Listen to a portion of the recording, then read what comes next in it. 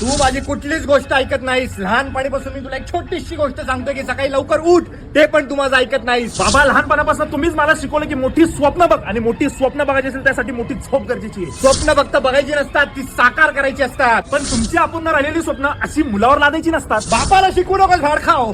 बाबा, आयुष्यभर मी सगळं तुमचंच ऐकलंय. तुम्ही मला म्हणले इंजिनिअरिंग कर, मी इंजिनिअरिंगच केली. पण तुम्ही कधी मला विचारलं की तुला काय हवंय? अरे तुला काय हवंय मला माहितीये. 500 रुपये पेट्रोलसाठी आणि 1000 रुपये हॉटेलात जाऊन त्या पोरीवर उडवण्यासाठी. अरे दुपारी 12 वाजता उठणाऱ्या पोराला मी हे विचारू की तुला काय हवंय म्हणून?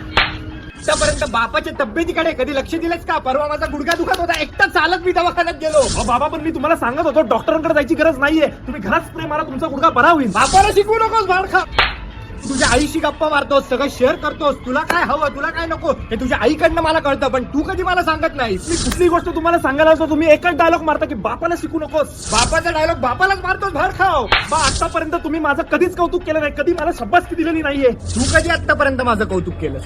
एका बापाला सुद्धा वाटतं की त्याच्या पोरांनी त्याचं कौतुक करावं म्हणून. बाबा, शाळेत जेव्हा पोरं मला माझ्या बापाच्या नावाने चिडवायची ना, तेव्हा मला त्रास व्हायचा. पण मला अभिमान पण होता की शाळेमध्ये मला माझ्या बापाच्या नावाने ओळखलं जातं. तसंच बाहेरची लोक जेव्हा मला येऊन म्हणतात ना की अहो तुम्ही पवनचे वडील ना, तेव्हा मला अभिमान वाटतो. पण हा अभिमान कोणाला दाखवायची गरज नाही मला.